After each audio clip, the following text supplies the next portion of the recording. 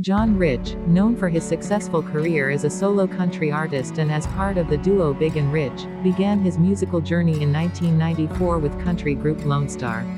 In a candid interview with the Epic Times, Mr. Rich reflected on the evolving music industry in Nashville and expressed his deep love for America. The industry was very aware of who the main, core audience was. They would communicate with that audience with the right kind of artists and the right kind of songs, Mr. Rich reminisced. He also noted the influence of major labels. You have to remember what labels are in Nashville, what those companies are: Sony, Universal, Warner Brothers. What else do those companies run? How about Hollywood? He said. Mr. Rich said he noticed a shift when record labels started hiring executives from New York and Los Angeles to manage Nashville labels, leading to a noticeable pushback. There were times when I would get phone calls like, "Hey, we don't want you to do an interview with this network anymore or that publication anymore. Hey, we don't like what you said on social media about this subject. Hey, we know you really like this song you just wrote, but we're not going to push it to radio because it's too controversial," the singer said, adding that he felt censored by his record label. Despite being a 3-time ASCAP Songwriter of the Year, Mr. Rich said he felt constrained by industry expectations. "At what point is my freedom of speech more important to me than the liberal music industry?" he said. The constant industry pressure led him to make the bold decision to go independent. "Slowly but surely you start losing support from the industry," he said, reflecting on the transition from traditional labels, where he said he had no artistic freedom, to independence. "The second I gained my freedom from that system, I was able to write exactly what I wanted to write in my songs." Mr. Rich found new support from millions of fans and what he calls like-minded people, largely due to his outspoken presence on social media, particularly X, formerly known as Twitter. "I have more support from the general public," he said. "I would not go back for anything in the world." Industry influence. The music industry has a very crafty way they suppress. They make sure you are clear as an artist that if you step across this line or you do not back this initiative, we will no longer support you, he said. Mr.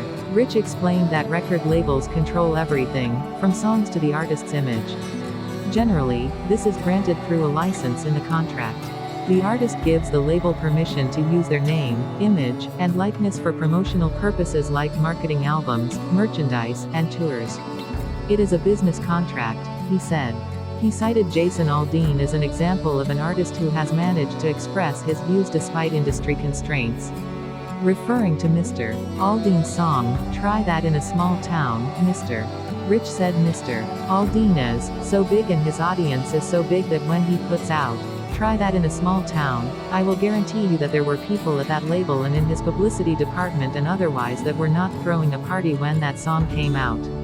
Mr. Aldean's music video was pulled from Country Music Television, after critics claimed the song lyrics glorified violence and promoted traditionally racist ideas. Mr. Aldean defended his song, insisting the song was about community and taking care of neighbors. The single re-entered the Hot Country Songs chart at number 1, after previously reaching number 35 in June 2023, driven by the reaction to its July 14th music video premiere.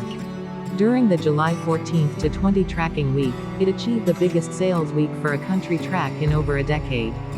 With 228,000 downloads, 11.6 million streams, a 547% increase, and held at number 25 on country airplay with 6.5 million audience impressions, up 16% according to Billboard. Mr. Rich said he empathizes with new artists. They have things that they want to say and they know if they ever say them, or make that post on social media, they are not big enough to overcome the backlash that they will get from the industry, he said. His song, "Stick Your Progress Where the Sun Don't Shine," resonated with fans, topping the iTunes charts for 2 weeks. "They can't hurt me," he said. "I don't have a record deal, I don't have a publishing deal. Nobody funds me. I have no company. Nobody tells me what to do." He also commented on the current sound of country music, which has begun to meld with the sounds of pop and hip-hop. "As an artist myself, I never begrudge any other artist making their music how they want to make it," he said. "I've always applauded people who had enough nerve to mix it up." Push that envelope. Ultimately the fans decide. He criticized the business practices in country music, likening them to payola. Payola refers to the illegal practice of music labels paying commercial radio stations to play specific songs without disclosing that payment to listeners. There are things that artists are asked to do to earn their way to the radio stations to get airplay, Mr. Rich said, adding that he believes these things likely break the Spitzer rule related to payola laws. In 2005, Sony BMG Music Entertainment agreed to pay a $10 million settlement after an investigation by then New York Attorney General Elliot Spitzer into major record labels deals with several large commercial radio chains. The company committed to stopping payments to radio station employees to feature its artists. Importance of faith. The singer said his faith is central to his life. God's given me ability, He's given me opportunity. He's given me, over the years, built up connections. He's given me millions of people that, thank goodness, like what I do, he said. He referred to a passage in the New Testament, when Jesus said, "If they persecuted me, what do you think they're going to do? Rejoice when they persecute you for bearing my name." This, Mr. Rich said, means, we spoke the truth and they absolutely hate it. Promoting his brand, Redneck Riviera, Mr. Rich encouraged people to shop with their values. If you stand for God, country, and family, Riviera will never disappoint you, he said. His business venture, Redneck Riviera, includes a whiskey line, apparel, and an 8,000 square foot live music venue and bar and restaurant in Nashville. He reflected on recent boycotts of brands such as Bud Light and Target. There's a lot of brands that have been around a long time. Generational brands that disappointed a lot of people, he said. He also commented on the recent news of mainstream artists and celebrities endorsing former President Donald Trump in his bid for re-election. Pain is a great motivator, he said. The more pain our country endures, the more you're going to see people reach their threshold of pain and realize if they don't stand up and make a move, then they're going to lose it all. Recently, model and television personality Amber Rose declared her support for President Trump by posting a photo with the former president, following other notable celebrities such as rappers Lil Wayne and Waka Flocka Flame and famed NFL quarterback Brett Favre. Unifying America. Mr. Rich said he believes President Trump can bring unity to America. Everybody has fentanyl in their zip code.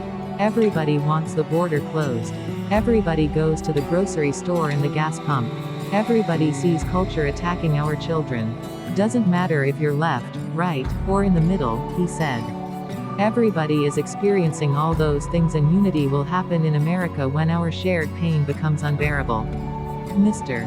Rich noted that America has faced deep division in the past, including when the Founding Fathers were writing the Constitution. He personally supports President Trump, describing him as a die-hard American, and saying, if there was ever such a thing as a blue-collar billionaire, it's Donald Trump. Mr.